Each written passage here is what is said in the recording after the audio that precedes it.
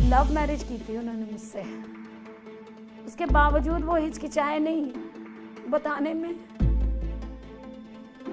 कि मैंने second marriage कर ली। दी एंड, ख़त्म, मैं ख़त्म हो गई। वो रात मेरे लिए ऐसी थी कि लगता था पता नहीं क्या हुआ मेरे साथ ही, ना कहीं जा सकती थी ना कहीं रुक सकती थी, फुटपाथ पे सोई। हस्बैंड आते थे मेरे, हाथ बांध के, मुंह में कपड़ा ठूस के, पैर बांध के अपना सेटिस्फेक्शन करते थे और चले जाते थे। मतलब मैं इतना ज़्यादा अपनी लाइफ से परेशान हो गई थी कि मैं नशा करने लगी थी। मन करता था मर जाऊँ, लेकिन ऊपर वाले को मुझे मारना नहीं था ना।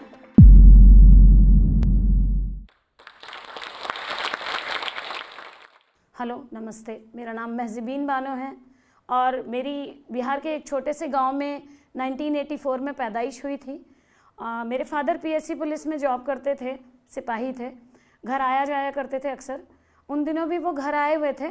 उन्होंने आके बताया कि आजकल एक ऐसी बीमारी चली हुई है जिसमें पूरी बॉडी ख़राब हो जाती है, और उसके बाद वो अपनी जॉब पे चले गए। जस्ट 2-4 दिन के बाद मैं चल रही थी चारपाई पकड़ के और मैं गिर गई, मेरी पूरी बॉडी लूज़ पड़ गई। जब डॉक्टर को दिखाया गया तो पता चला कि पोलियो का अटैक आया है। डॉक्टर ने कहा कि इनकी पूरी बॉडी ख़राब हो चुकी है और सिवाय दिमाग के और कोई चीज़ काम नहीं कर रही है। लेकिन मेरी मदर ने हार नहीं मानी और मेरी मदर ने पूरे हिंदुस्तान में कोई जगह ऐसी नहीं थी जहाँ मेरा इलाज उन्होंने नहीं करवाया। सब जगह वो मुझे ले के गई, मेरा इलाज करवाया। उसका रिज़ल्ट ये आया कि मेरे गले तक मेरे दोनों हाथ, मेरा एक पैर ठीक हो गया। एक पैर में थोड़ा सा मतलब रह गया प्रॉब्लम।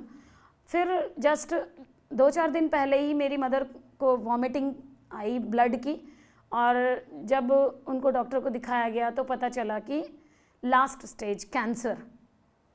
डॉक्टर ने बोला कि लास्ट स्टेज कैंसर का है और 3 महीने के से ज़्यादा ये ज़िंदा नहीं रहेंगी। मेरी ट्रीटमेंट वहीं पे रुक गई। फिर मेरी मदर का ट्रीटमेंट चालू हो गया और 3 महीने बाद मेरी मदर डेथ कर गई। मेरे बड़े भैया मेरे यहाँ एनडीएमसी में दिल्ली में जॉब करते थे, तो वो मेरी सारी सिस्टर, सारी बहनों को, हम लोग को सबको दिल्ली लेके आ गए और मुनीरका में एक छोटा सा कमरा ले लिया, वहाँ पे हम लोगों को रख दिया। छोटी सी जब मैं थी तब मैं ड्राइंग बहुत बनाया करती थी, पेंटिंग्स बनाया करती थी। मतलब कोई भी कैरेक्टर देख लेती थी या किसी को भी देख लेती थी तो सेम एज इट इज़ मैं छाप दिया करती थी बिल्कुल। जब मैं 10 साल की थी 5th स्टैंडर्ड में, तो मेरी एक टीचर थी कमला मैम करके, उन्होंने मेरा नाम लिखवा दिया कंपटीशन में। नेशनल लेवल का कंपटीशन था, उसमें मेरा नाम लिखवा दिया और मुझसे कहा, बेटा मैंने तुम्हारा नाम नेशनल लेवल के कंपटीशन में लिखवा दिया है और तुम आना ज़रूर। मैंने आके भाई को बताया मैंने भैया को बोला कि भैया ऐसे ऐसे बात है और मुझे जाना है। उस टाइम पे पेरेंट्स की जो सोच थी वो इतनी ज़्यादा ब्रॉड माइंडेड नहीं हुआ करती थी। वो लोग सोचते थे इतना मतलब क्या करना है, पढ़ाई लिखाई के अलावा और कोई चीज़ नहीं है। तो भैया ने बोला कि ठीक है, जाना है तो चली जाना, लेकिन कैसे जाओगी? मैंने बोला भैया बस आएगी और उससे मैं चली जाऊँगी। बोली ठीक है। 8 बजे की बस थी। बाई चांस मैं गलती से 5 मिनट लेट हो गई और जब मैं बस स्टैंड पे पहुंची तो देखा बस निकल गई। मेरा रोना छूट गया। मैं वहाँ से रोते हुए घर आई और घर पे आके मैंने भैया को बोला, भैया बस छूट गई, अब मैं कैसे जाऊँ घर? तो मेरे भैया ने बोला, अब नहीं जाना, अब चुपचाप से तुम घर में रहो। भैया मुझे ताले में बंद करके और घर ड्यूटी पे चले गए अपनी।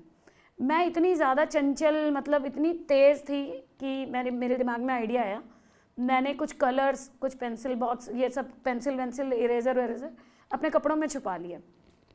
और उस टाइम पे छोटे छोटे घर हुआ करते थे, ऐसे 6 घर इधर 6 घर इधर ऐसे, और 6 घर का टॉयलेट एक और 6 घर का टॉयलेट एक। मैंने बोला, आंटी मुझे वॉशरूम जाना है, टॉयलेट जाना है।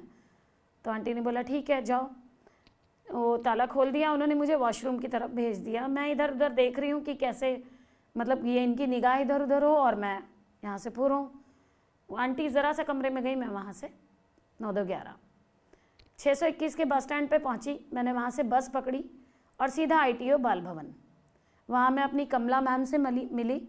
उन्होंने मुझे कंपटीशन में बिठाया। वहाँ पे मैंने पेंटिंग्स बनाई। पेंटिंग बनाने के बाद मैं घर पे आके चुपचाप से सो गई। मतलब मैं ऐसे थी जैसे मैंने कुछ किया ही नहीं और मुझे कुछ पता ही नहीं, मेरे घर वालों को भी कुछ नहीं पता। स्कूल जाना आना लगा रहा। 12 नवंबर 1994 फ्रंट पेज पे नवभारत टाइम्स में आर्टिकल आया, first prize goes to Mahjabeen Bano, address, father का नाम, सब कुछ। मेरे भैया ने देखा, मेरे भैया दंग, ये कब चली गई।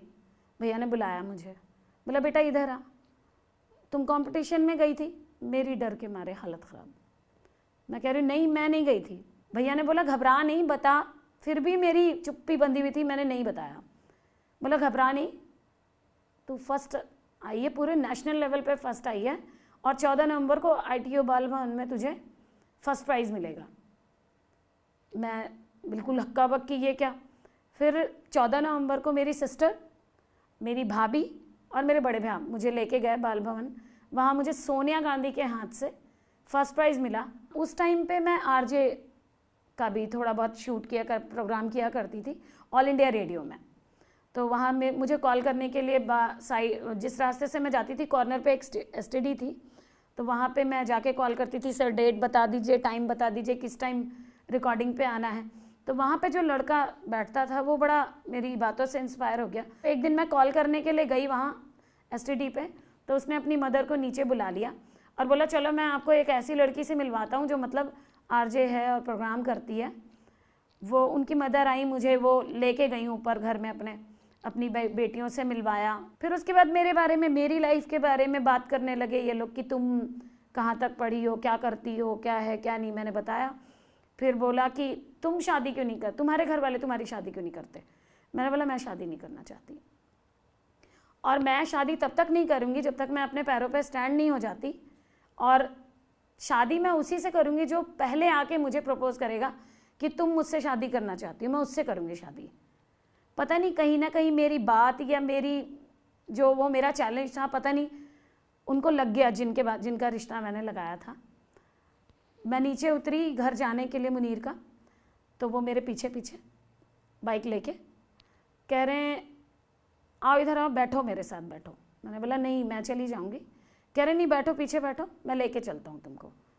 बड़ी मुश्किल से मैं हिचकिचाहट के साथ बैठी उनके साथ। ज़्यादा से ज़्यादा आधा किलोमीटर आगे पहुँचे होंगे। उन्होंने मुझसे पूछा एक सवाल करूँ तुमसे। मैं बोला हाँ बताइए।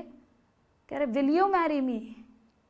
उस टाइम पे जो मेरा अंदर का हार्ट बीट थी वो इतनी तेज़ हो गई और मुझे समझ में नहीं आया कि ये मेरे साथ हुआ क्या। मैंने ऐसा क्या कह दिया जो इनको मतलब ये हो गया। बोले तुम को इंग्लिश समझ में आती है ना, विल यू मैरी मी। फिर बोले अच्छा तुम मुझसे शादी करोगी, क्या तुम मुझसे शादी करोगी। मैं चुप, शॉक्ड हो गई थी उस टाइम, मुझे कुछ नहीं पता। उन्होंने गाड़ी स्टैंड की तरफ ना घुमा के लोटस टेम्पल लेके गए। वहाँ पे एक छोटे से टी स्टॉल के पास रोका, लिम्का लेके आए मेरे लिए, मुझे बिठाया उस पे बेंच पे और मुझसे कहा कि तुम डेट, टाइम, दिन और साल नोट कर लो, मैं शादी तुमसे ही करूँगा, अदरवाइज़ मैं शादी नहीं करूँगा। वो चीज़ मुझे उनकी इतनी कहीं ना कहीं घर कर गई दिल में। मुझे लगा ये कैसे हो सकता है। फिर उसके बाद मैं अपने घर चली गई। फिर कॉल आया करता था डेली हमेशा। फिर फादर को बुलवाया गया मेरे। उस टाइम पे मेरे पापा बनारस में जॉब करते थे। उन्होंने सारी छानबीन करवाई। उनको कहीं ना कहीं सही लगा कि जब लड़का सही सलामत है और सक्सेस है तो क्यों ना कर दें शादी। और 14 नवंबर मेरी इनके साथ मैरिज हो गई, निकाह हो गया। निकाह होने के बाद डेट फिक्स हुई कि 3 महीने के बाद रुखसती करेंगे। अभी 3 महीने लड़की यहीं रहेगी।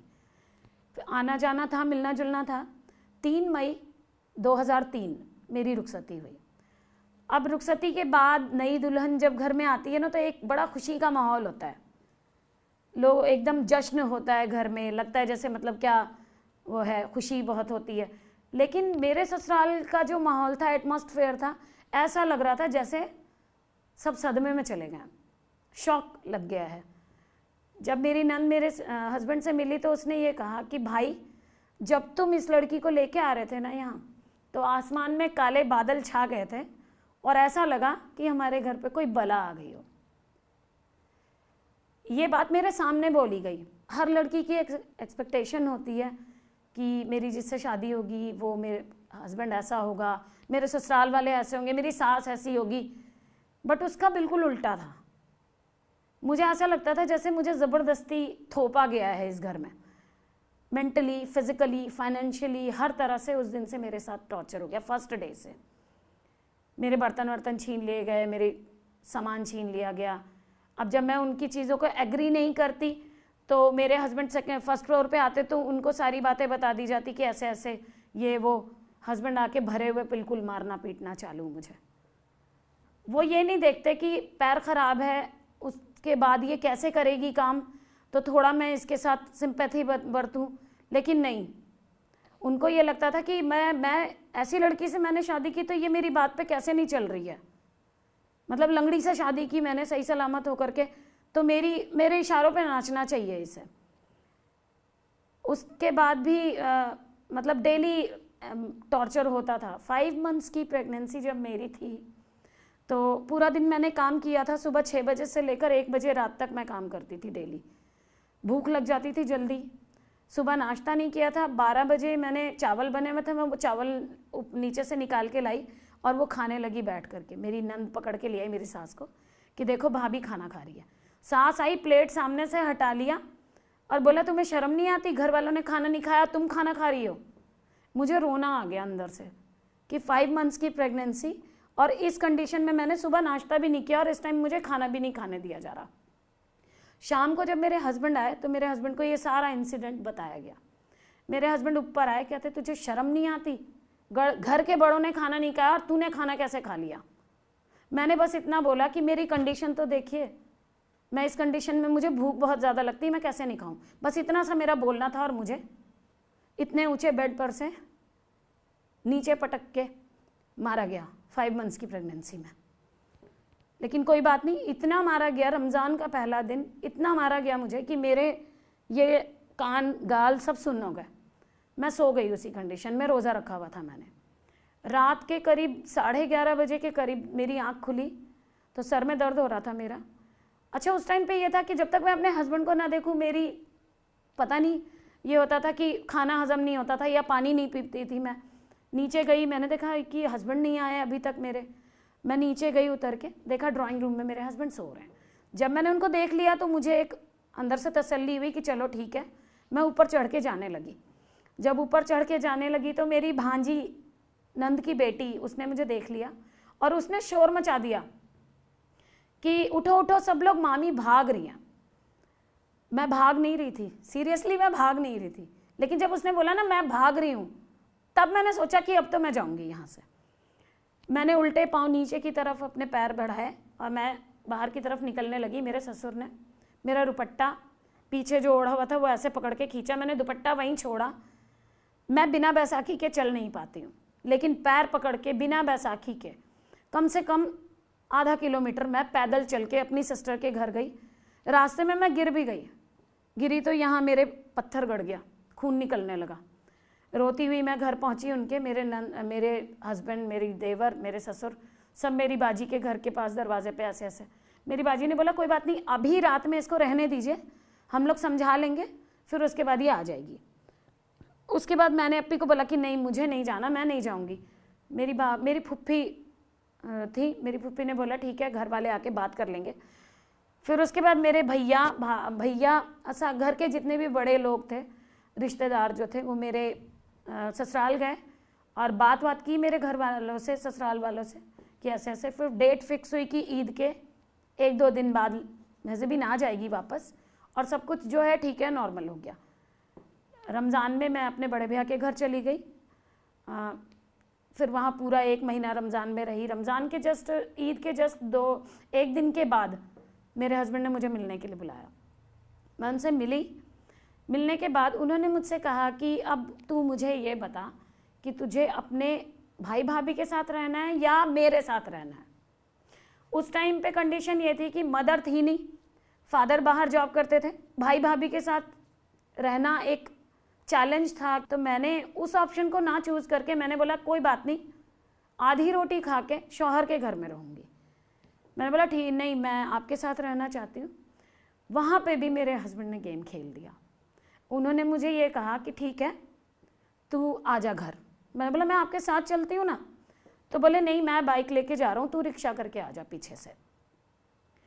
मुझे समझ में नहीं आया कि ये ऐसे क्यों कर रहे हैं, लेकिन जब घर पहुंची तब समझ में आया मुझे कि ये ऐसे क्यों किया गया था मेरे साथ। मैं रिक्शा करके घर पहुंची, जब मैंने गेट खोला तो देखा पूरी फैमिली उनकी, चारों पांचों बहनें खड़ी हुई हैं, सास खड़ी हुई हैं मेरी। ताली बजा के मेरे हस्बैंड बोलने लगे, वाह वाह वाह, आ गई भगोड़न, आ गई भगोड़न। यहाँ से भी भाग के गई थी और अपने घर से भी भाग गई। इसका मतलब यही कि ये कहीं टिक नहीं सकती। ऊपर गई मैं, मुझसे फोर्सफुली सारी बहनों के और सास के पैर पकड़वाए गए। बोला माफ़ी मांग इन सब से और बोल कि गलती हो गई। मैंने वैसा ही किया अपने हस्बैंड के कहने पे, सबके पैर पकड़े, माफ़ी मांगी, बोला गलती हो गई। ऊपर गई कमरे में, उस कमरे का जो नज़ारा था वो देख के मुझे लगा ये क्या है, ये है क्या। मैं जब थी नहीं यहाँ पे 1 महीने से, तो ये क्या है। मतलब कुछ कंडीशन ऐसी थी उस रूम की कि शक हुआ मुझे। जब रात में मेरे हस्बैंड आए घर पे तो मैंने हस्बैंड से पूछा कि ये मतलब ऐसे वैसे, मुझे कुछ ऐसी चीज़ मिली थी गद्दे के नीचे से जो मैं एकदम शॉक्ड रह गई थी कि जब मैं थी नहीं तो ये इसका क्या काम। मेरे हस्बैंड ने ज़रा सी शर्म नहीं की, मतलब ज़रा सा हिचकिचाए नहीं वो बताने में। लव मैरिज की थी उन्होंने मुझसे, उसके बावजूद वो हिचकिचाए नहीं बताने में कि मैंने सेकंड मैरिज कर ली। मैंने बोला मुझे यकीन नहीं है, आप या तो मुझे कागज़ दिखाइए या फिर मेरे सामने प्रूफ करिए। कह रहे ठीक है मैं प्रूफ कर दूंगा। 2 दिन के बाद जिस लड़की से उन्होंने मैरिज की थी उस लड़की को मेरे कमरे में लेके आ गए। मेरे हस्बैंड ने इतनी शर्म नहीं की कि मेरी बीवी है ये और मैंने इससे अपनी मर्ज़ी से शादी की है। उन्होंने मेरे सामने उस लड़की को किस किया। दी एंड, ख़त्म। मैं ख़त्म हो गई उस दिन। मुझे ऐसा लगा आज मेरा आखिरी दिन है, अब नहीं कुछ भी, मेरी लाइफ में अब कुछ बचा ही नहीं। सामने मेरे सब किस करने के बाद उसका हाथ पकड़ के वो लेके चले गए नीचे। मैंने दरवाज़ा बंद किया कमरे का और मेरे हाथ में जितनी चूड़ियाँ थी सब तोड़ दी, सब तोड़ दी, हाथ भी पूरा ज़ख्मी कर लिया। उसके बाद आज 18 साल हो चुके हैं, मैंने अपने हाथों में चूड़ी नहीं पहनी। लोग कहते हैं तुम मैरिड हो, शादीशुदा हो, 3 बच्चों की माँ हो, चूड़ी क्यों नहीं पहनती। मैं जवाब नहीं देती क्यों नहीं पहनती, चूड़ी नहीं पहनी। लेकिन उसके बाद फिर मैं रहती थी वहीं जैसे तैसे घुट घुट के। हस्बैंड का होना ना होना मेरे लिए बराबर था। मेरे हस्बैंड का रवैया मेरे साथ ये था कि ये मेरे लिए पर्सनल प्रॉपर्टी है और मैंने इससे निकाह किया तो मैंने इसके ऊपर बहुत बड़ा एहसान किया है और मैं सिर्फ इसको यूज़ एंड थ्रो करूँगा। ये मेरी पर्सनल प्रॉपर्टी है, जब मेरा मन करेगा, जहाँ मेरा मन करेगा मैं इसको यूज़ करूँगा और इसको फेंक दूँगा। Every day mentally, financially, physically कभी मेरे हाथ में 1 रुपया नहीं रखा, कभी मेरी ज़रूरतों को नहीं पूछा, कभी मेरे बारे में ये नहीं पूछा कि तुम्हारा अभी मन है, कैसा मन है, क्या नहीं है। एक जिंदा लाश की तरह मैं वहाँ पे रहती थी। फिर उसके बाद मेरे हस्बैंड ने बोला कि मैं उसको रुखसत करके लाना चाहता हूँ, दूसरी वाइफ को। अगर तुझे यहाँ रहना है तो तुझे कॉम्प्रोमाइज़ करना पड़ेगा इसी कमरे में, इसी बेड पे।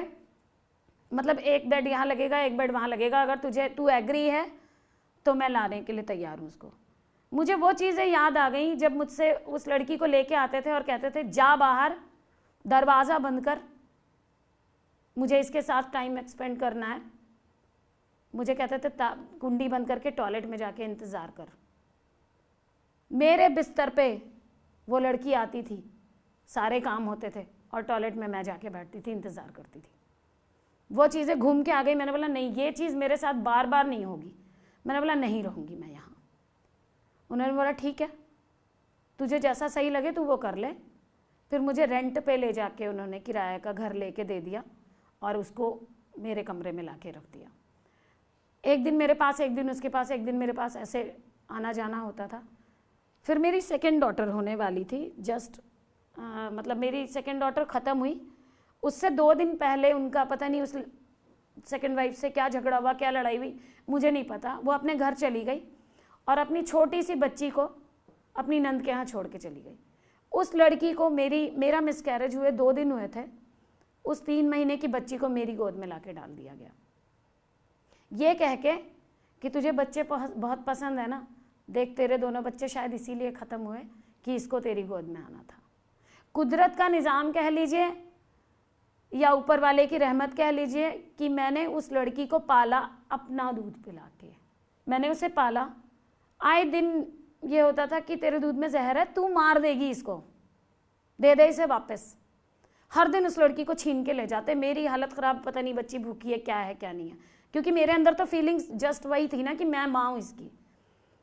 11 महीने की जब वो लड़की थी तो मुझे बहुत मारा मेरे हस्बैंड ने, घर वालों के बहकावे में आके या पता नहीं, मुझे नहीं मालूम, और उस लड़की को छीन के लेके चले गए। उस दिन मैंने डिसीज़न लिया कि ये बच्ची मेरी नहीं है, कहीं ना कहीं मेरी नहीं है। अगर खुदा ना खास्ता इसे कुछ हो गया तो मेरे ऊपर पूरा ब्लेम आ जाएगा कि मैंने मार दिया जानबूझ के, क्योंकि मैं सौतेली थी।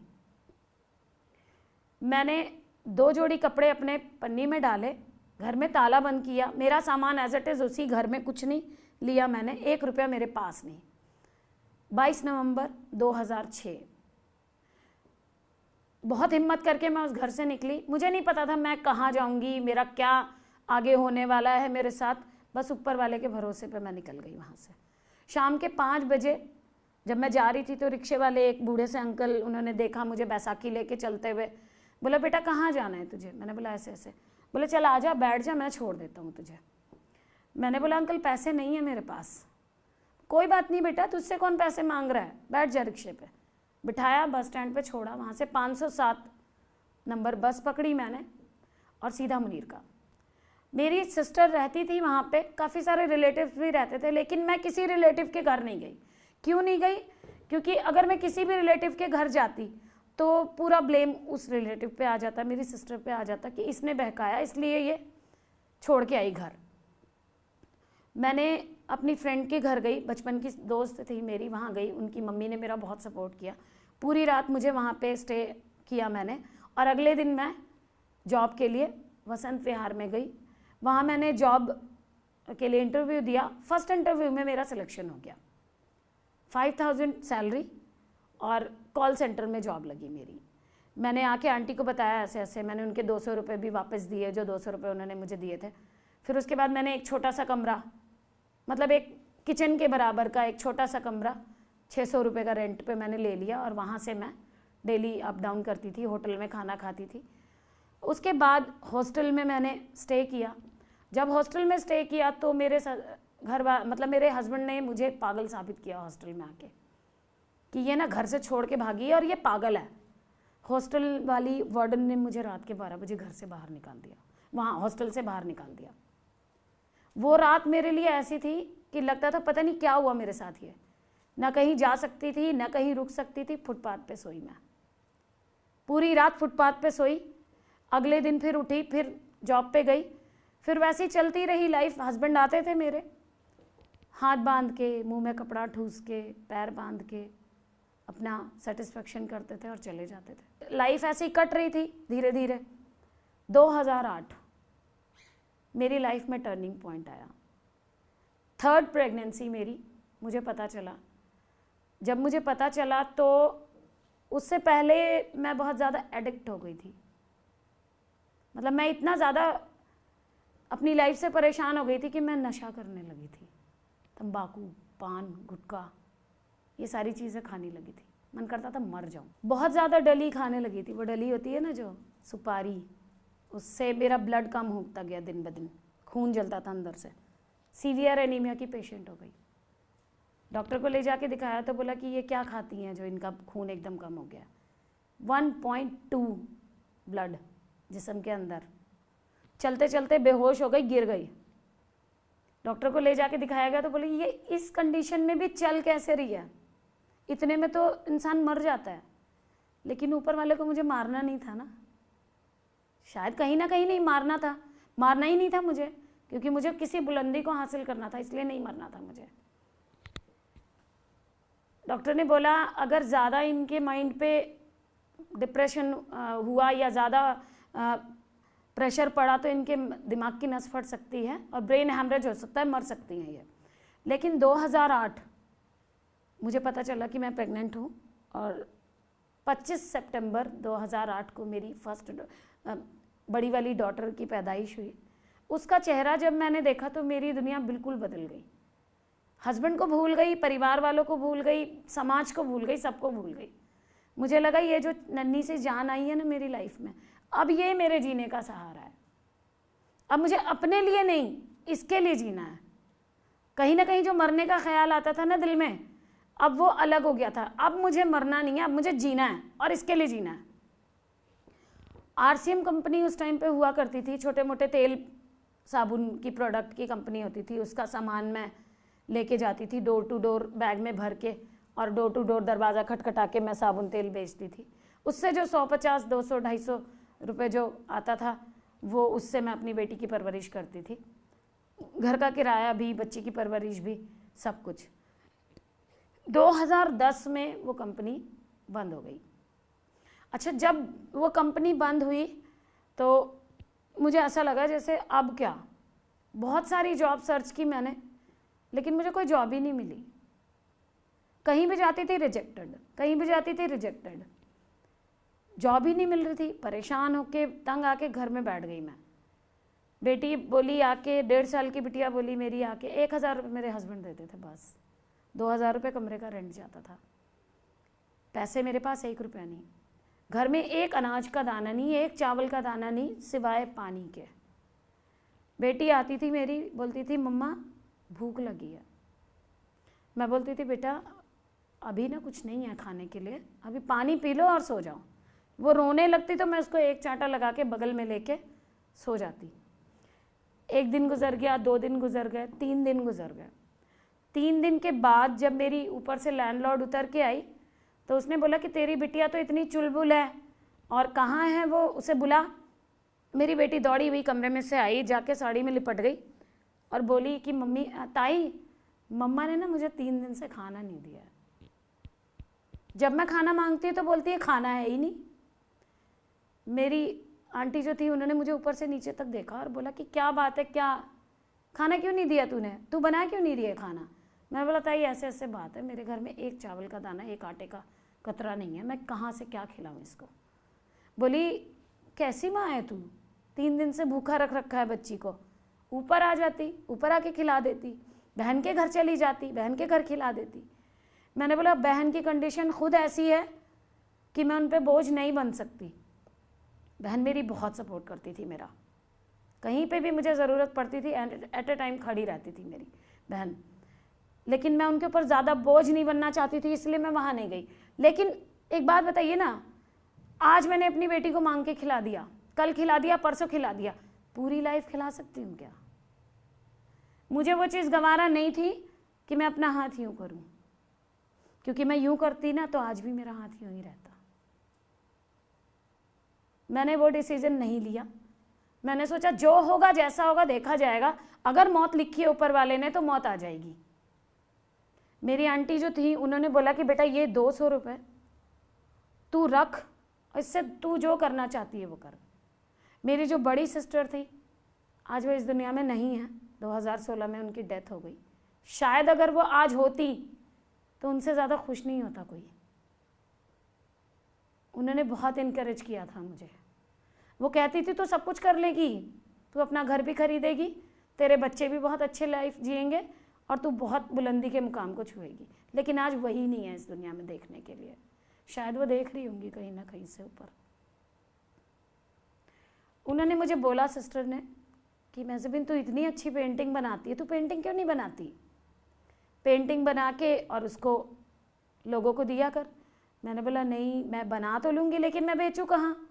क्योंकि देखिए किसी चीज़ को बनाना आसान होता है, बट उसके लिए लोगों के दिल में डिमांड पैदा करना, लोगों को उस चीज़ के लिए मतलब डिमांड पैदा करना बड़ा मुश्किल होता है। फिर भी वो 200 रुपये जब आंटी ने मुझे दिए तो मेरे दिमाग में यही आया क्यों ना मैं पेंटिंग बनाऊँ। 4 A4 साइज़ की शीट्स, मैं स्टेशनरी की शॉप पे गई, वहाँ से A4 साइज़ की शीट्स लेके आई 4। उसके ऊपर मैंने पूरी रात पेंटिंग बनाई और उस पेंटिंग को लेके किसी ने मुझे बताया कि ट्रेड फेयर लगा हुआ है, तुम ट्रेड फेयर जाओ, वहाँ जाके तुम ट्राई करो, क्या पता तुम्हारा काम हो जाए बाहर से। मैं गई, मैं हैंडलूम हॉल गेट नंबर 2 वहाँ पे गई। मैंने पुलिस वालों को बोला सर मेरी बेटी ऐसे ऐसे मेरे साथ बहुत ज़्यादा दिक्कत है, मैं क्या करूँ बताइए मुझे। कहते हैं ना फरिश्ता, कहीं ना कहीं वो पुलिस वाले, ऊपर वाले ने फरिश्ता भेजा था मेरे लिए। पुलिस वालों ने बोला बेटा घबरा नहीं, हम तुझे अंदर जगह दिलवाते हैं, तू पेंटिंग बेच के चली जाना घर। उन्होंने मुझे अंदर भेजा लेडी पुलिस के साथ। उन्होंने मुझे हैंडलूम हॉल के पास बाहर चबूतरा होता है बड़ा ईंट का, उसके पास खड़ा किया, बोला ठीक है यहाँ पे खड़ी हो जाओ, यहाँ से तुम काम करो। मैं खड़ी हो गई। वो जो पल था मेरा इतना भारी था मेरे ऊपर कि मुझे समझ में नहीं आ रहा था कि सही में मेरी पेंटिंग बिकेगी या नहीं बिकेगी। 10 मिनट, 15 मिनट, आधा घंटा, पौना घंटा, 1 घंटा, 1.5 घंटा, 2 घंटा, कोई नहीं आया। अचानक से एक आते हैं कस्टमर, पूछते हैं बेटा ये पेंटिंग कौन बनाता है, तुम बनाती हो? मैंने बोला हाँ। अगर तुमको कोई पेंटिंग देंगे कॉपी करने के लिए तो तुम बना सकती हो? मैंने बोला हाँ सर। बोले कितने की दोगी ये पेंटिंग?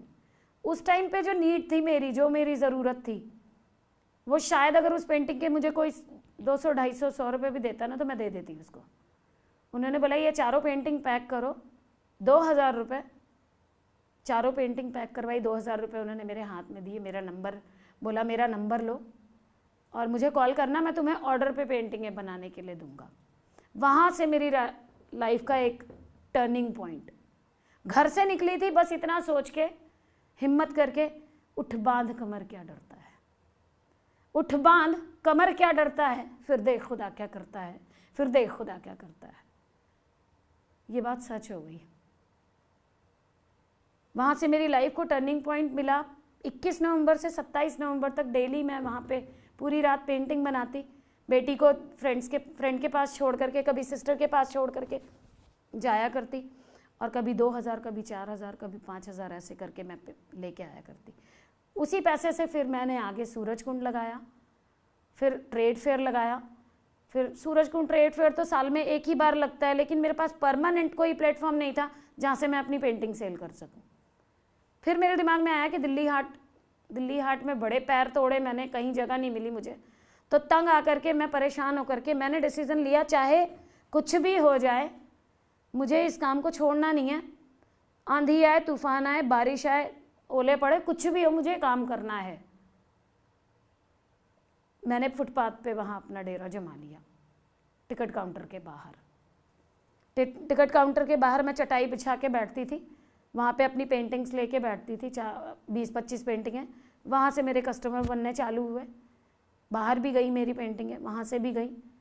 फिर 2013 में मेरा सेकंड जो बच्चा था वो होने वाला था। कहते हैं ना ऊपर वाला जब देता है ना तो अक्ल भी देता है। कहते थे ना लोग, लंगड़ी है तो लंगड़े बच्चे पैदा होंगे। आज मेरे बच्चों को कोई देख लेना, मेरी बड़ी वाली बेटी को रेस में कोई हरा नहीं सकता, कहाँ तो मैं चल नहीं सकती। फर्स्ट आती है मेरी बेटी रेस में। तीनों बच्चे ऐसे हैं ना, देखने वाला देख के दंग रह जाता है कि ये बच्चे इनके हैं। फिर छोटा सा बेटा था तो बेटे को लेके जाना, साथ में बच्चों को लेके काम करना बड़ा चैलेंजिंग होता है। अकेले तो कोई भी काम कर लेता है, बट बच्चों को साथ में लेके करना। 4 साल 5 साल की बच्ची को साथ में, फिर बेटा भी साथ में। मैंने स्कूटी ली 2013 में। जब मैंने स्कूटी खरीदी तो बाहर के लोग तो बाद में बोलते, सबसे पहले अपने ही लोग बोले, औरतों की स्कूटी चलाएगी, पैर खराब है, स्कूटी चलाएगी।